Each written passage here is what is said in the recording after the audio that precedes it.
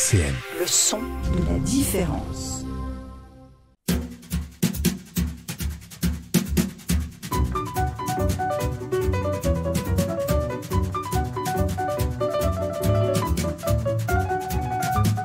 Les masques tombent sur RCN, Clarisse Chéry.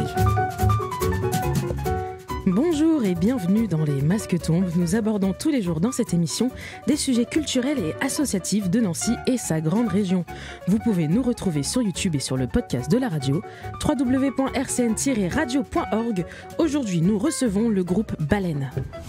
Les masques tombent sur RCN. Alors, je vais commencer par présenter un petit peu le groupe Baleine. Le groupe Baleine, c'est ça.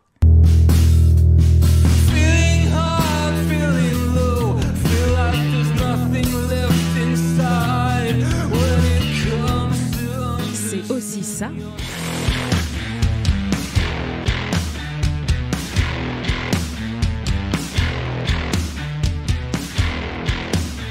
Mais c'est surtout ça.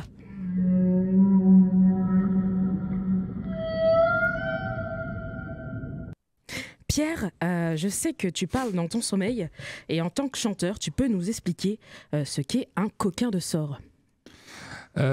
C'est d'abord une expression, je pense, qui vient du sud de la France. Et je pourrais peut-être pas trop la définir, mais c'est en synonyme, je dirais que c'est sacripant, quelque chose qui est flûte, quoi. Flûte. Quand quelque chose arrive et que ça nous plaît pas trop, on dit oh, coquin de sort. Oh, coquin de sort, c'est une invention, c'est couramment les gens du sud. Tu t'as habité dans le sud ? J'ai habité dans le sud pendant quelques semaines en termes de vacances, quoi, donc ça a été vraiment très court. Mais j'ai déjà entendu cette expression coquin de sort, qui a été notamment attribuée dans un langage populaire par une émission très connue, L'amour est dans le pré. Oui. Et c'est là que je l'ai apprise d'ailleurs, cette expression. Et depuis, je l'utilise très souvent. Très bien. Je sais que tu es très blagueur. Et on a une blague aussi qu'on aimerait savoir, tous nos auditeurs, ce qu'est la grosse mythe. Et une démonstration peut-être. Oui, alors la grosse mythe, c'est après, bon, c'est toute une histoire. Est-ce que tu veux vraiment que je fasse la blague de la... On peut, on a le temps. Eh ben il y a plein de versions, je dis pas, mais c'est un type, il va prendre l'avion, il va à l'aéroport et il attend sur le quai, un quai de l'aéroport, je sais pas si ça s'appelle un quai. Et il y a un de ses vieux potes d'enfance qui arrive et il voit là, il fait, oh putain Didier, qu'est-ce que tu fous là et tout, ça fait un bail. Et puis il commence à discuter et tout, et il regarde à côté et il voit très bien que Didier, il a dans sa main une laisse. Et au bout de cette laisse, il y a un collier dans lequel est inséré un cou d'une immense créature baveuse et dégoûtante, comme une puce, une sauterelle, mais vraiment qui sue, qui bave et qui sent vraiment pas bon. Il dit mais qu'est-ce que c'est que ce truc dégueulasse que t'as, Didier, là? Il dit c'est une grosse mythe. Je sais pas, comment ça se fait, comment ça fait que t'as une grosse mythe? Écoute, c'est un peu long là, non? Non, vas-y, continue. On va sur la suite, tu peux plus t'arrêter. Écoute, j'ai trouvé une lampe et il y avait un génie dedans. Ah ouais, montre-la moi et tout. Il prend la lampe et tout, il commence à la frotter, il dit ah trop bien, il y a un génie qui sort. Bonjour, je suis un génie, blabla de génie, est-ce que tu veux un vœu? Il dit ah grave, ouais, je veux 1 milliard. Et puis là il fait ok. Dans l'aéroport tombe d'un nuage fluorescent un énorme billard. Et il dit mais moi j'avais demandé 1 milliard, pas un billard. Et Didier il fait mais tu crois que j'avais demandé une grosse mythe? Waouh. Oui, effectivement, elle est très drôle. Elle est très drôle cette vanne. Merci beaucoup, Pierre. Je sais que t'es une personne qui aime beaucoup le parmesan et qui en achète beaucoup et qui en garde en moins une 20aine dans son frigo. Pourquoi ? Je pense que on pourrait croire que c'est une question de goût. Et que j'aime le parmesan. La vérité, c'est que c'est plus une question d'éducation et de valeur.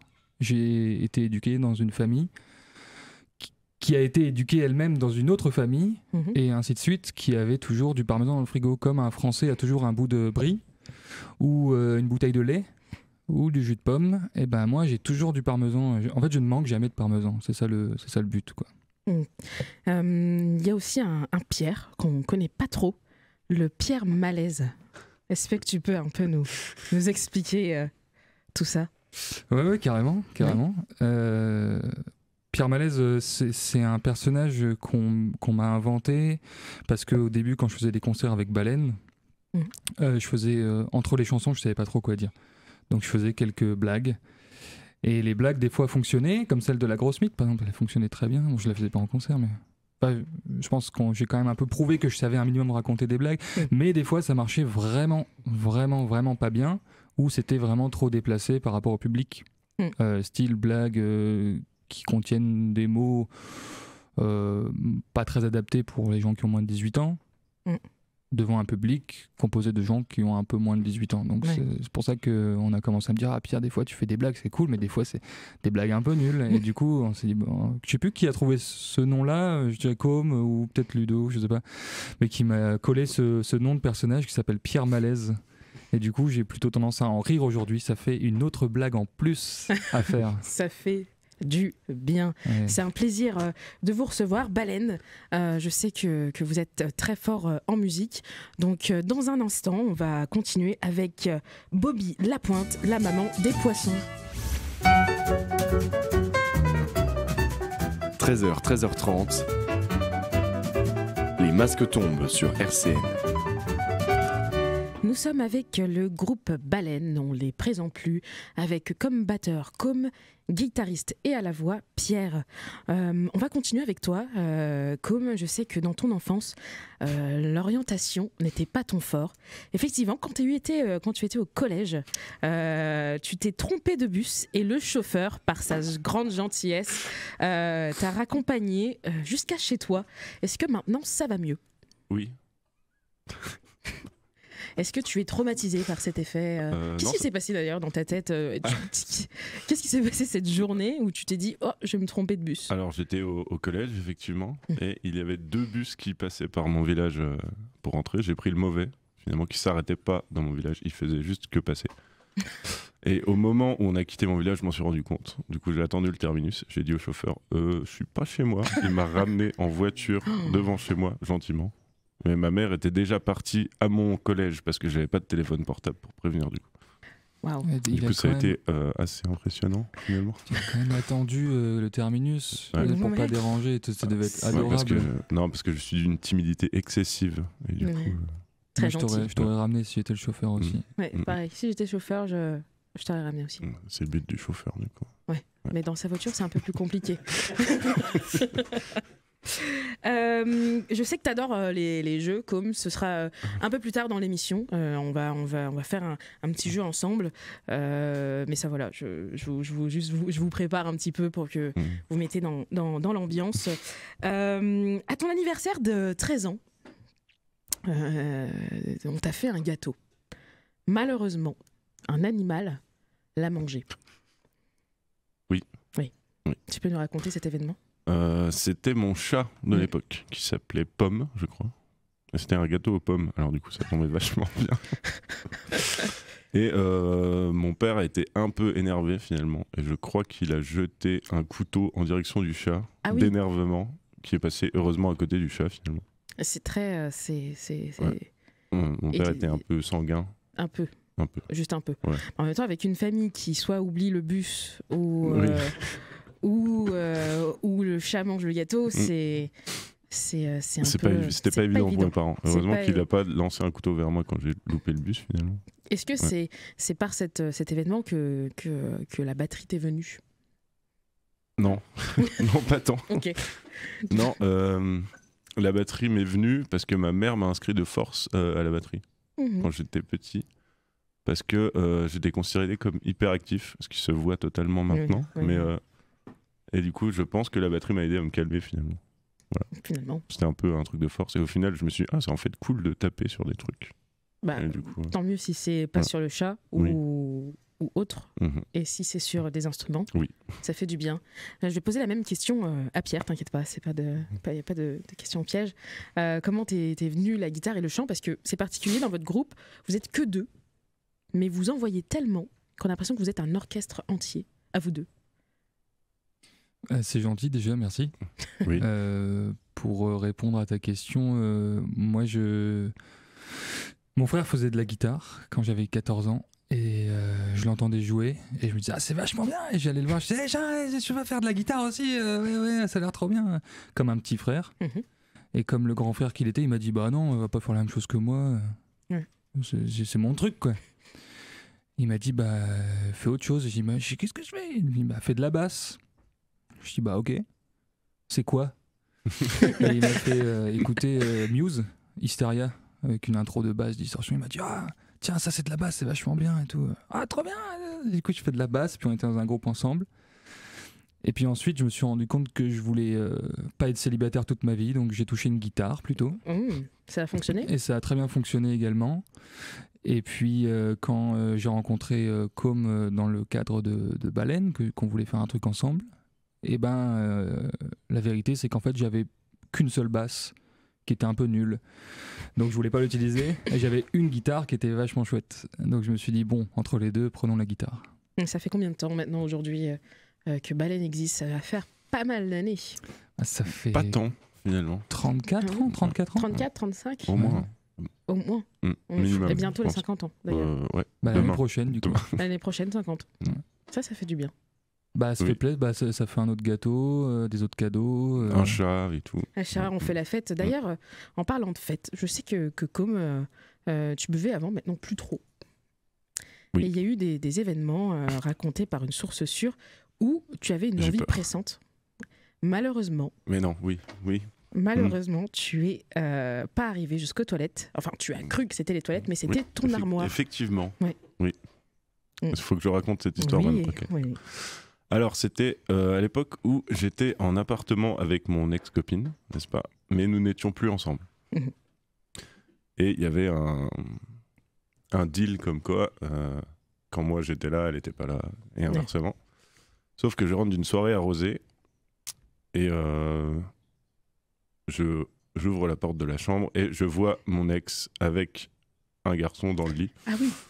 Du coup, moi étant bourré, je trouve une bouteille de vin blanc, je me dis c'est une super idée de reboire encore plus, et après je me souviens de rien. Voilà. Wow. Et donc je me réveille sur mon canapé avec un message de mon ex qui me dit tu feras attention, il faudra laver l'armoire. Donc je vais dans mon armoire, et effectivement ça sentait l'urine beaucoup. Wow. Voilà. Ça. Et ça arrive à tout le monde, hein, si je peux me permettre. Pas à moi, mais à tout le monde, l'autre monde. Oui, non mais ça peut arriver, c'est vrai. Ça peut arriver, certainement. Oui, c'est arrivé du coup. C'est arrivé. Voilà. Pour toi, c'est arrivé. C'est une belle histoire. Très belle histoire. Tu peux la raconter aux enfants. Moralité, si vous croisez votre ex avec un garçon dans le lit, n'hésitez pas à ne pas boire une bouteille de vin en plus. Et pour pas pisser après dans l'armoire. Et surtout que c'était la tienne. C'était mon armoire, même pas celle de mon ex, ça n'a aucun sens. Ça n'a aucun sens. Ça aurait pu avoir du sens. C'est même pas une vengeance. Quoi. Non, t'aurais pu pisser dans le lit. Moi, je me suis vraiment trompé. Genre, je me dis, tiens, ça, c'est les toilettes. C'est maintenant, j'y vais. Maintenant, tout de suite, c'est parti. Mais, voilà. Ouais. Super, merci beaucoup. Je me rappelle pas trop. On va continuer à vous découvrir avec l'un de vos morceaux, Nager dans le sombre. On peut le dire aussi en anglais, Swimming in the Dark. Les masques tombent sur RCN, Clarisse Chéry. Nous sommes avec le groupe Baleine, on les présente plus, comme à la batterie, transpirant, Pierre à la guitare en chantant, transpirant aussi oui, des fois. C'est un groupe fabuleux, on peut vous retrouver sur toutes les plateformes, sur YouTube aussi. Votre dernier clip, le morceau qu'on vient d'écouter, vous avez fait un clip qui est grandiose, magnifique. Merci beaucoup. Qui a été fait par... Julien Odo. Julien, si tu nous écoutes, ce clip est incroyable. Vous avez un gros cœur sur lui. Vous avez aussi un album qu'on peut écouter sur toutes les plateformes depuis maintenant 2-3 ans. 2 ans, ouais, c'est ça. Ça fait 2 ans que vous l'avez enregistré. J'aimerais savoir un petit peu, en parlant de votre single, comme on vient de l'écouter, quels sont vos procédés? Est-ce que vous avez des sessions où vous vous enfermez tout seul dans le noir dans une pièce et vous réfléchissez à fond, ou vous avez des idées, ça vous vient comment? Eh ben, en fait, ça vient très étrangement de nulle part, ou bien en tout cas ça prend sa source dans quelque chose qui nous touche, en tout cas moi personnellement, et en fait ça mûrit, et ensuite ça sort. Impossible de t'expliquer comment, par exemple, pour Swimming in the Dark, quand tu écoutes les paroles, bon, c'est très général, mais en fait ça parle d'un chat qui est mort dans le canal, que j'ai vu se noyer, et je pouvais rien faire de plus. Bon, l'histoire est longue, mais en gros tu rentres de soirée, t'es ivre, tu vois un chat qui se noie, t'essaies de le sauver, mais on est en décembre, il fait froid, ou je sais plus quand c'était, mais en gros t'essaies de te démerder le plus possible pour sauver ce petit chat, mais tu peux pas, du coup tu le vois partir, du coup je suis rentré, et c'est sorti tout seul. Waouh. Ça c'était un FX fait exprès. Et ouais, les paroles sont sorties toutes seules. Je les ai même écrites en anglais. Et je sais pas trop comment c'est sorti, mais en tout cas c'est la façon dont moi je procède, un peu à l'image d'un peintre qui subit quelque chose, une rupture, un deuil, et qui d'un coup prend son pinceau, ne sait pas ce qu'il fait, et il y va. Il tente le truc. Donc le squelette en gros de nos chansons sort comme ça. Et ensuite, on remet nos masques de musiciens et on se dit, allez, viens, on fait un truc joli quand même avec ça. Parce qu'il y a un chat mort dans le canal, c'est pas terrible. Joli. C'est pas terrible. Oui. C'est pas terrible, mais en même temps, c'est la vie. Et c'est aussi ce que j'ai voulu retranscrire avec cette chanson, c'est que c'est aussi une belle image de comment on doit voir les choses qui se passent dans la vie. C'est-à-dire que des fois, tu peux faire tout ton maximum, mais il y a quand même des petits chatons dans le monde qui meurent et tu peux rien. Donc le but c'est simplement d'accepter la chose et de le comprendre et d'aller de l'avant. Voilà, désolé pour l'ambiance. Non mais c'est plutôt beau, c'est très beau, c'est très beau comme état d'esprit. Je voulais savoir un peu, parce que vous avez fait beaucoup de dates, notamment le NJP pour la première fois. Ça s'est bien passé? Ouais, grave. C'était chouette. Bah, en fait, on s'est rencontrés au NJP avec Com. Ouais. On était tous les deux bénévoles là-bas, donc jouer au NJP, c'est un peu la consécration. Faire des sandwichs à jouer sur scène, c'était quand même plutôt cool. Ouais, vous montez en échelon. Vous dites pas, je sais pas, 5 ans avant, tiens, 5 ans plus tard, je jouerai sur scène. Ah, je pense qu'on a dû se le dire, peut-être un peu sur des discussions de fin de soirée. On fait ça, ça va être cool. T'inquiète. La musique. Ça a marché. Ouais, en fait, Comme quoi. Autour d'un verre, on peut réaliser pas mal de choses. Je voulais savoir si pendant vos sessions musique ou de comment on appelle ça, de répétition, il y avait certains fights. Je sais que vous êtes de nature très calme en général, comme un peu plus que Pierre parfois. Donc comment se passe l'entente? Vu qu'on est calme tous les deux, je crois que ça va. Et puis on est assez d'accord sur les compositions et tout à chaque fois. On n'a pas trop de désaccords trop profonds, je trouve. Sauf quand je lui dis, vas-y, je fais un truc un peu métal, j'écoute. Arrête tout de suite. Oui, c'est vrai qu'on est très calmes tous les deux. Si je dois faire une introspection de comment on est tous les deux humainement et sociologiquement. Ouais, c'est vrai qu'on est très calme. Du coup, on a tendance à prendre les choses très accrues, mais à les garder, à les faire mûrir et ensuite à ressortir à une discussion. C'est vrai que ça nous arrive souvent de dire ça m'a embêté. Mais vas-y, c'est pas grave, en fait on peut avancer. Et puis c'est vrai que ça fait plutôt plaisir d'avoir des relations humaines assez saines à ce niveau-là, quoi, finalement. Ah oui. En termes de travail et d'amitié, c'est quand même vachement bien. Pas de fight. Pas de fight. Pas d'engueulade. Avec tout cet amour, on va bientôt faire le petit jeu. Je me souviens parce que Com est très très fort dans tout ce qui est jeu de société, dans tout ce qui est logique, et c'est assez impressionnant. Je vais te faire deviner un rébut dans quelques minutes. Beaucoup de pression là du coup. Un petit peu, et on parle pas de bière. Je sais, ouais. Oui. J'aimerais savoir, chacun de votre tour, une sorte de dernier mot, comme on va bientôt finir cette interview. Com sur Pierre et Pierre sur Com. Alors, faut que je dise un mot sur Pierre. Ouais. Je dirais grand. Voilà. Waouh, ok. Grand. Merci. Merci à tous. J'aurais dit plus grand, mais ça faisait 2 mots. Ça faisait 2 mots, oui, c'est vrai. Eh bien, on essaye avec 5 mots maintenant. Vraiment très grand, ce mec. Tu es très grand, Com. J'adore cette émission. Comme on va continuer, je vais faire une face cachée. En fait, j'ai créé un petit jeu rien que pour toi. Mon Dieu. Il faudra le dire à voix haute pour tous nos spectateurs. C'est un jeu de réflexion. Et comme on est à la radio, les gens ne nous écoutent pas. Tu as quelques secondes pour trouver le mot et le dire, s'il te plaît, comme. Je retourne là maintenant. Tu peux retourner là C'est dans maintenant. le bon sens. Oui. Entre-temps, on a une discussion. Entre-temps, on peut avoir une discussion. Je vois ce que tu veux faire. Oui. Et je ne suis pas obligé de faire ça. D'accord. Tu ne trouves pas du tout le... Alors, si, je l'ai trouvé, mais j'ai une règle qui m'empêche de le dire. Est-ce que tu peux nous expliquer pourquoi tu ne peux pas... Oui, alors, on a inventé un jeu avec un ami, et ce jeu consiste à être interdit de dire un mot précis, ou alors de devoir faire l'action de ce mot. Effectivement, ce rébut est complètement le mot, finalement.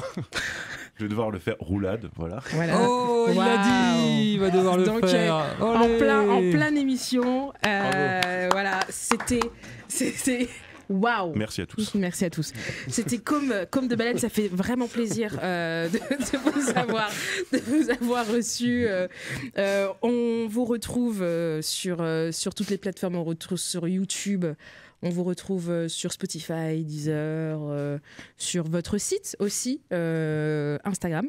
Exactement. Oui, nous détenons Instagram. Le site internet Instagram. Le site internet, réseaux sociaux, Instagram.